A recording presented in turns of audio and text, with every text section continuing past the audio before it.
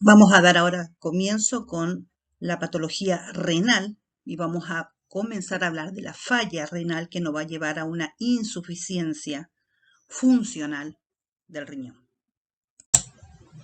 Para comprender un poquito mejor las patologías renales, tienen que recordar de otras asignaturas la función renal. Como dice el slide, sintetizando podemos decir que tiene función de filtración selectiva del plasma, secreción de metabolitos, de desechos, reabsorción de metabolitos del filtrado tubular, regulación hídrica, regulación electrolítica, regulación del equilibrio ácido-base, depuración renal, cuando hablamos de creatinina, termorregulación, función endocrina, haciendo referencia a renina, a eritropoyetina. En el caso de los gatos tienen aproximadamente 400.000 glomérulos por riñón. El perro un poquito más, 800.000 glomérulos por riñón. Las aves tienen unos glomérulos que son un poquito más delgados y son más numerosos que en general los mamíferos. Que ese lecho capilar de los glomérulos posee una presión elevada, y esto se debe a la presencia de dos segmentos de resistencias en el comienzo y en el final, que eran las arteriolas aferentes y la arteriola eferente a nivel glomerular.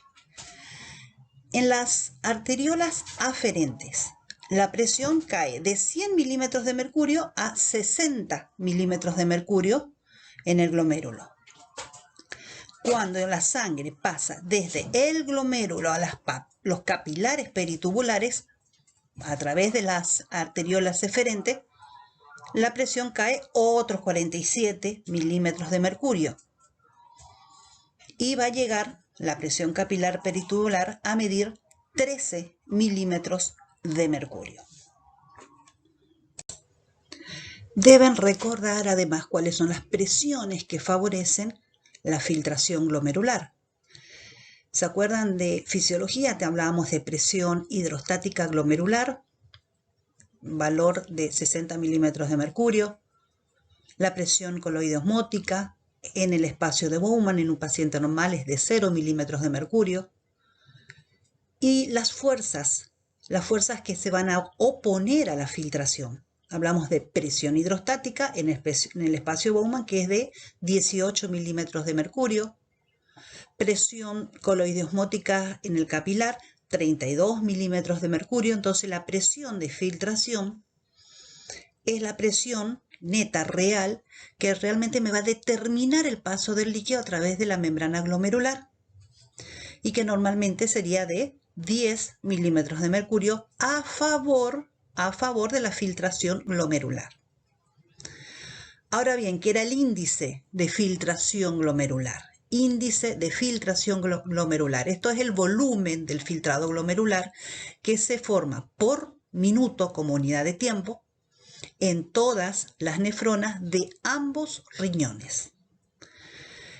¿Qué factores me pueden a mí determinar ese índice de filtrado glomerular, ese volumen de filtrado glomerular?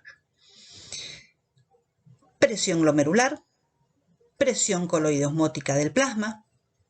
¿Qué otro factor? La presión de la cápsula de Bowman, los flujos sanguíneos renales, la contracción de la arteriola aferente y de la contracción de la arteriola eferente.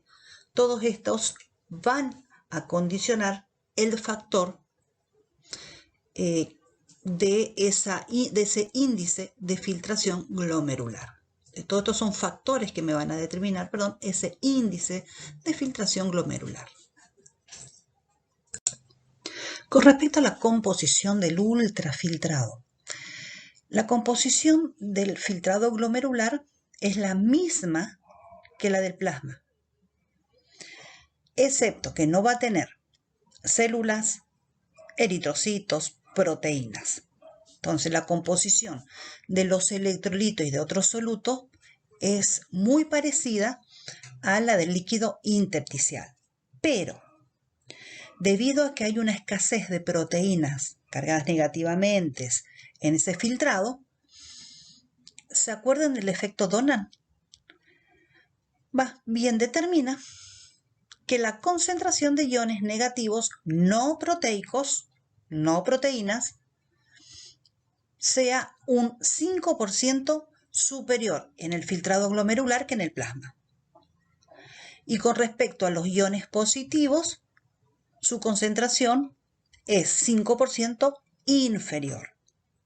Y cuando hablo de iones negativos no proteicos, vamos a incluir al cloruro y al bicarbonato. Deberán recordar qué sucedía en la reabsorción en cada porción del túbulo. La reabsorción en el túbulo proximal, acuérdense, este es el responsable del procesamiento inicial del filtrado glomerular. Es el primero que va a recibir esa filtración glomerular y va a comenzar ese procesamiento.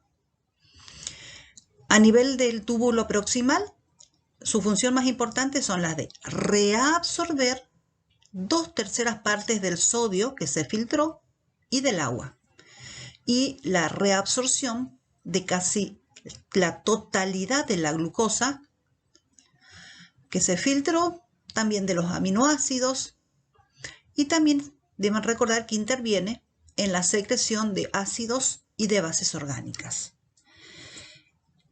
Esto como línea general en la reabsorción del túbulo proximal. Tienen que repasar qué es lo que sucede con cada electrolito, que entra, que sale de la sangre, de los túbulos. Y les recomiendo, busquen en internet, hoy con la virtualidad, busquen, googleen, vayan a YouTube, hay lindos videos muy didácticos. Esa imagen que les dejo, por ejemplo, es de Eduardo Paiva, un disertante de Medici, y lo hace en forma práctica, didáctica, para recordar fisiología. Algunas de las funciones que podemos hablar en general de la asa de Henle. Recuerden que la parte descendente del segmento fino es muy permeable al agua y es, diríamos, moderadamente permeable a solutos, incluso la urea y el sodio. El 20% del agua que se filtró se reabsorbe en el asa de Henle, y casi todo esto se da en lo que es la rama descendente fina. La rama ascendente, tanto fina como gruesa, es casi impermeable al agua, y esto es importante recordarlo porque era el lugar donde se producía la concentración de orina. 25% de la carga filtrada del sodio y cloro y del potasio se reabsorbe en el asa de Henle, principalmente en lo que es la rama ascendente gruesa.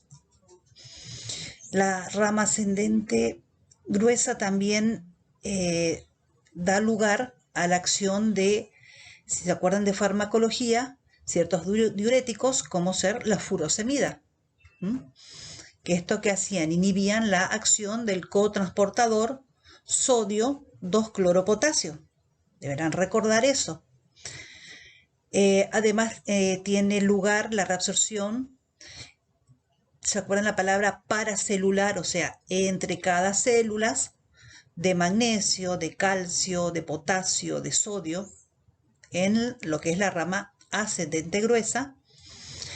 Y además tiene otros mecanismos también de contratransporte de sodio y protonhidrógeno en la membrana celular luminal, que permite la reabsorción de sodio y la secreción de protones de hidrógenos. Entonces, son algunos ítems que deberán profundizar y recordar. Con respecto a los túbulos distales, deben recordar que este segmento, en realidad el segmento grueso de la asa de Henle, se vacía en los túbulos distales. La primer porción inicial del tubo distal forma parte, ¿se acuerdan ustedes?, de lo que era el complejo yuctaglomerular y que implicaba este complejo, cómo trabajaba. Van a recordar lo que era la renina, esa enzima, cómo actuaba, para qué servía. Recuerden de renina, actuaba sobre el angiotensinógeno que se sintetizaba en el hígado. Este pasaba angiotensina 1, al 2, aldosterona. Alrededor del 5% de lo que es carga filtrada de cloruro de sodio se reabsorbe en lo que es la primer parte del túbulo distal. Van a tener que recordar a qué llamábamos segmento diluyente.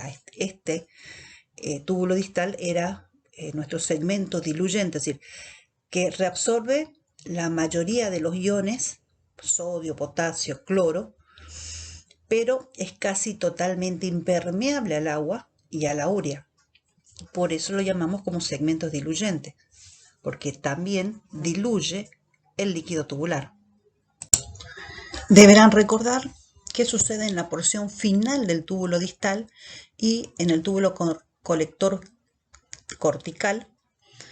Estos dos, diríamos, tienen características funcionales similares. Están formados por dos tipos de células. Las células principales, recordarán qué hacen las células principales, reabsorción de sodio y agua de la luz y secretan iones de potasio a la luz.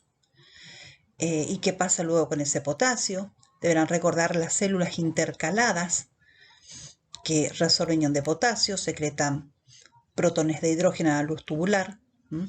Entonces, la permeabilidad al agua de la porción final del túbulo distal y del conducto colector está controlada por la concentración de ADH, o sea, la antidiurética.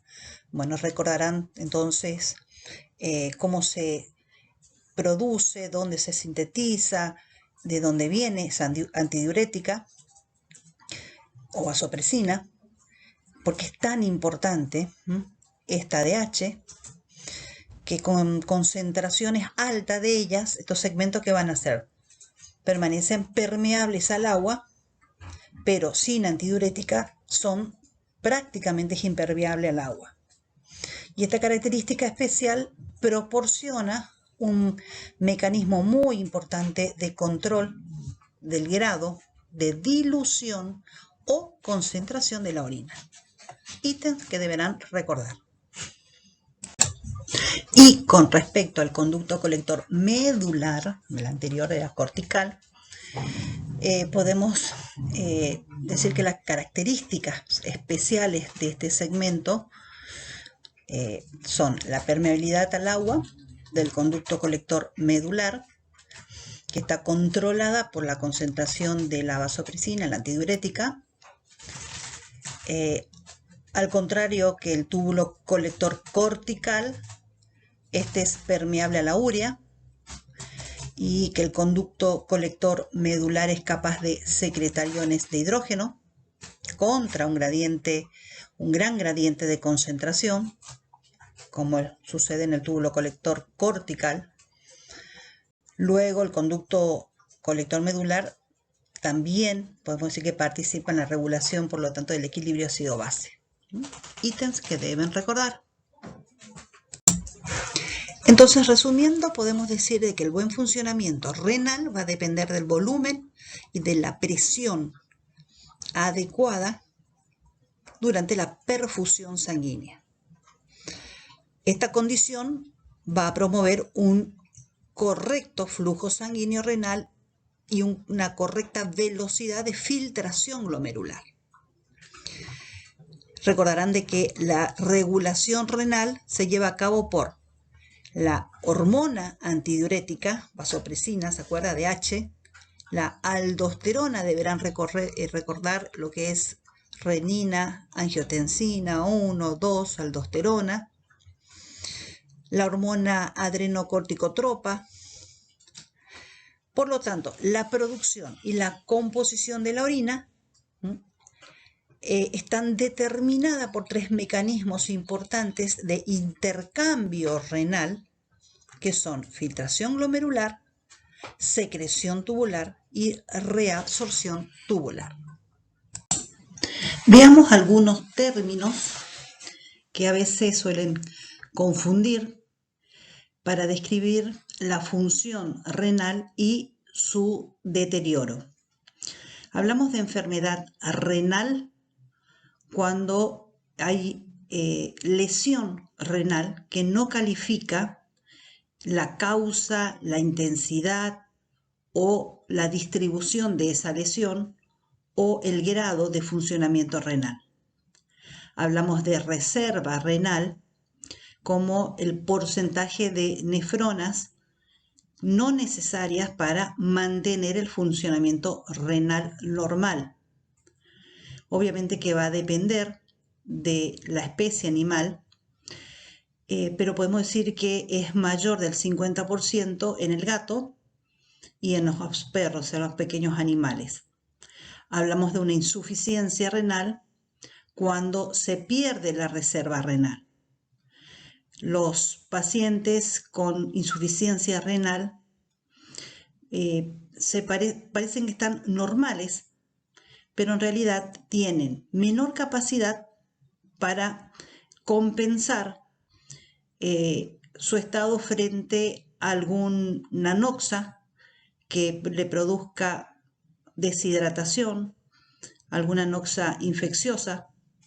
Y hablamos de azotemia cuando nos referimos al incremento en sangre de concentraciones de nitrógeno ureico, creatinina, residuos de nitrógenos no proteicos. Entonces tengamos en cuenta algunos de estos términos. Veamos otros.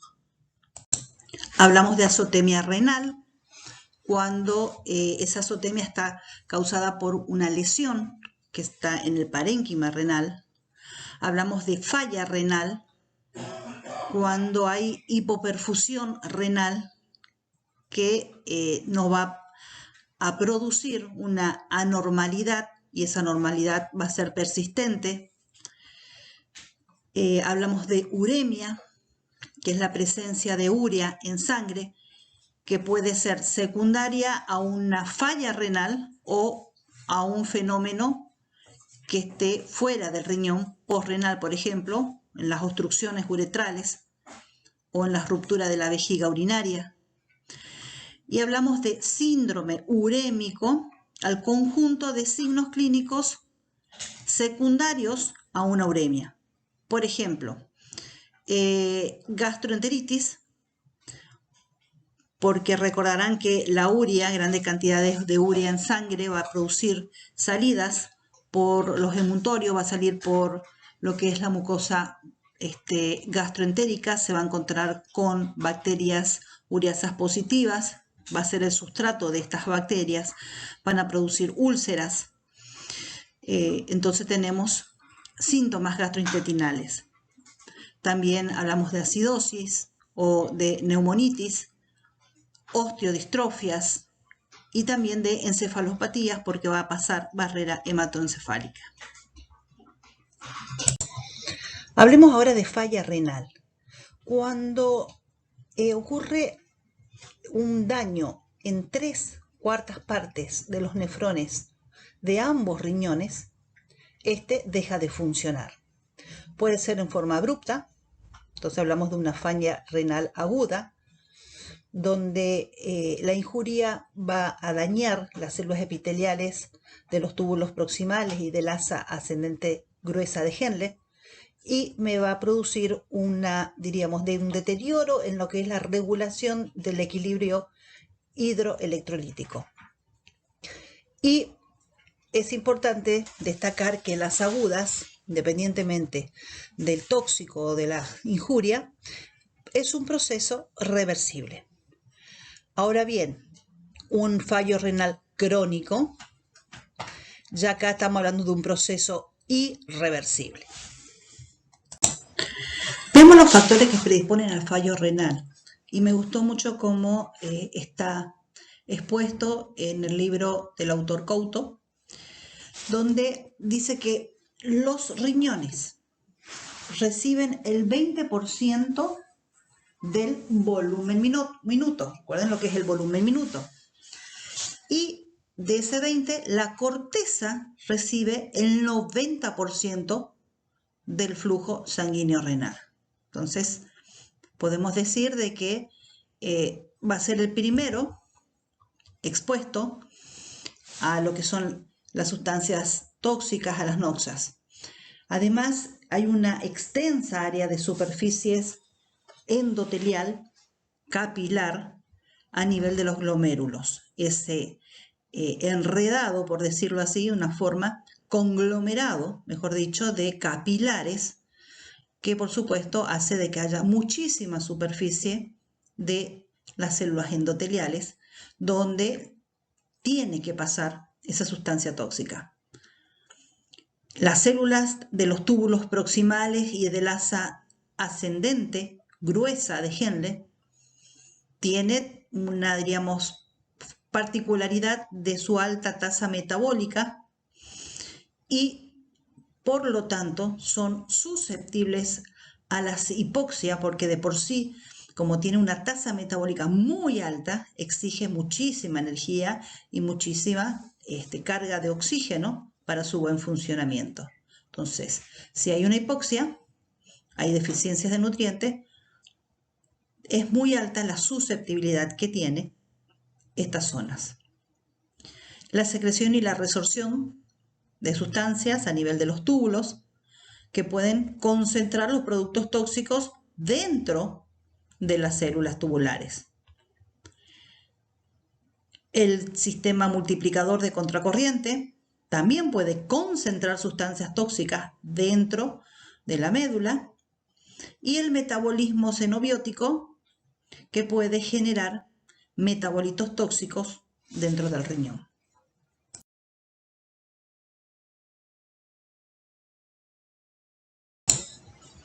Dentro de las causas intrarrenales, estamos hablando ya de un problema dentro del riñón, hablamos ya de enfermedades intersticiales.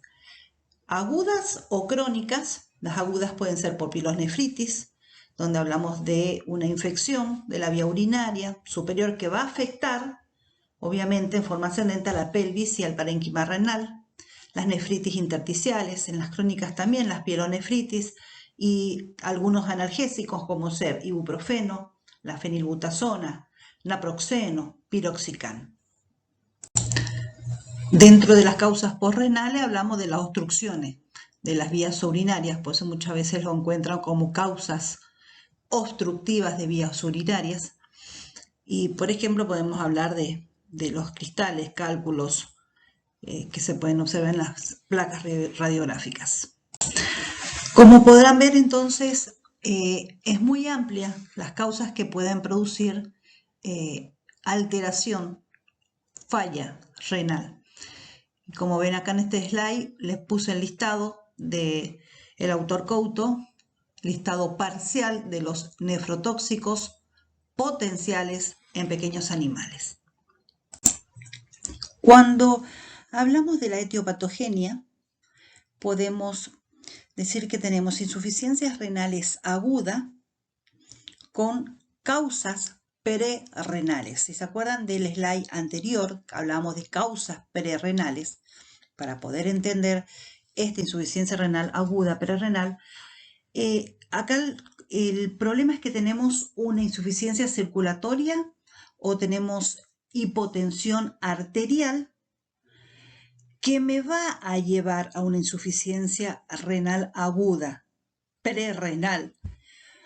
Esas causas prerrenales, como podemos ver en el slide anterior, que hablábamos de la prostaglandina, de la angiotensina 2, puede ser insuficiencias cardíacas congestivas, hipoadrenocorticismo, hipoalbuminemia, shock hipovolémico, shock hipotensor, shock séptico. Todas estas causas prerrenales van a reducir el riego sanguíneo renal y la presión hidrostática de los capilares.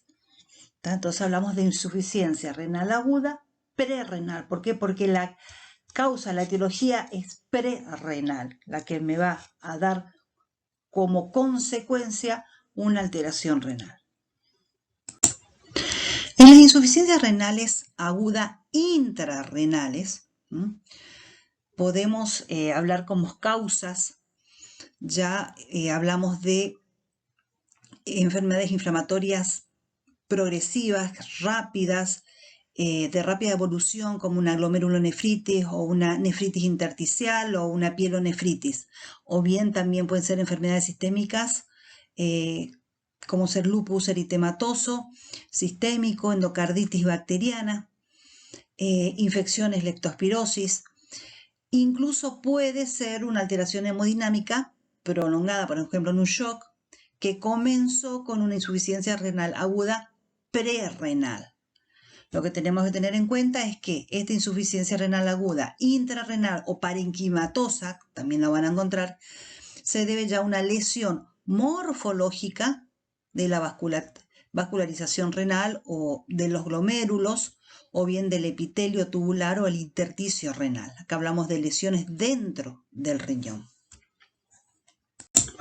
Y con respecto a la insuficiencia renal aguda postrenal, decimos ya que es la consecuencia de la obstrucción de las vías urinarias, ya sea por urolitos, por coágulos de sangre, masas, tumoraciones, o bien por la desviación del flujo urinario, por ejemplo, la rotura de la vejiga.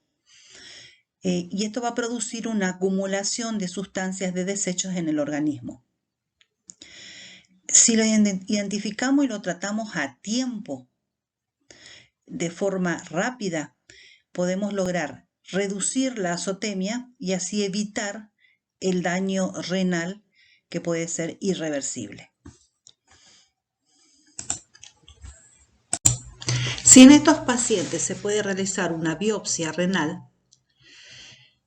nos va a revelar presencia de degeneración celular turbia proximal de los túbulos proximales, que puede ir desde una tumefacción turbia hasta necrosis con edema e incluso con infiltrado de leucocitos, mononucleares, polimorfonucleares, etc. Si bien estas modificaciones no nos va a decir a nosotros, es una falla renal aguda por un tóxico o por una isquemia, lo que sí nos puede decir, evidenciar, que si vemos regeneración tubular y observamos membranas basales tubulares que están intactas, a nosotros nos puede ayudar en el pronóstico, que lo vamos a considerar como un pronóstico bueno. Ahora bien, si tenemos grandes cantidades de cilindros granulosos, necrosis tubular, y a su vez es extenso, y que hay zonas mineralizadas con fibrosis en el intersticio, y esa membrana basal no está, diríamos, intacta, el pronóstico obviamente no va a ser bueno. En una slide anterior decíamos que en la falla renal 3/4 partes de los nefrones de ambos riñones dejaban de funcionar. O sea que estábamos hablando de insuficiencia renal. La insuficiencia renal comienza cuando se pierde la reserva renal. Pueden encontrar como descrito como AKI, que es una sigla en inglés, injuria renal aguda, que se va a caracterizar por la deficiencia repentina de la función renal, que va a causar retención de los productos nitrogenados, retención de desechos, que en situaciones normales son eliminados por los riñones a través o por medio de la orina, y que se caracteriza por un aumento del nitrógeno ureico en sangre, por aumento de creatinina en sangre y a menudo disminución del volumen urinario. Veamos la falla renal aguda. Esta tiene 3 fases: inicio, mantenimiento y recuperación. Durante la fase de inicio, si aplicamos en esta fase medidas terapéuticas, van a reducir la noxa renal, y esto puede obviamente impedir que se establezca una falla renal aguda, porque estamos recién comenzando, estamos en la etapa inicial. En cambio, la de mantenimiento, acá esta se va a caracterizar porque ya hay lesiones tubulares y van a haber disfunción de nefrones. Sabemos que, si aplicamos acá lo que es la parte terapéutica, podemos ayudar a que el paciente sobreviva. En la de recuperación, acá van a haber reparación de las lesiones renales, va a mejorar el funcionamiento. Ese daño tubular puede ser reversible siempre y cuando la membrana basal tubular esté intacta y que las células epiteliales estén viables. Sabemos que no se van a producir nuevas nefronas y aquellos daños irreversibles no se van a poder reparar. La hipertrofia, tanto funcional como morfológica, de las nefronas que sobreviven, pueden compensar en forma adecuada la reducción en ese número de nefrones. Incluso si la recuperación funcional renal es incompleta, puede establecerse un funcionamiento conveniente que ayude al paciente. ¿Qué síntomas van a encontrar en la insuficiencia renal aguda en ese paciente que ayer estaba bien y hoy el propietario le dice orina muy poquito o no orina, está desorientado, tiene movimientos descoordinados, está medio apático con el medio, hay letargia, hay desgano, hay fatiga. La orina puede presentar sangre, no quiere comer, tiene fiebre, vómitos recurrentes, diarrea. Fíjense bien estos síntomas, porque cuando veamos insuficiencia renal crónica, la sintomatología, algunas pueden ser semejante a la ira, pero tienen ciertos síntomas que caracterizan más a una crónica. Estos síntomas, en el próximo video de la clase que viene, vamos a desdoblarlo, por qué se presentan estos síntomas en la ira.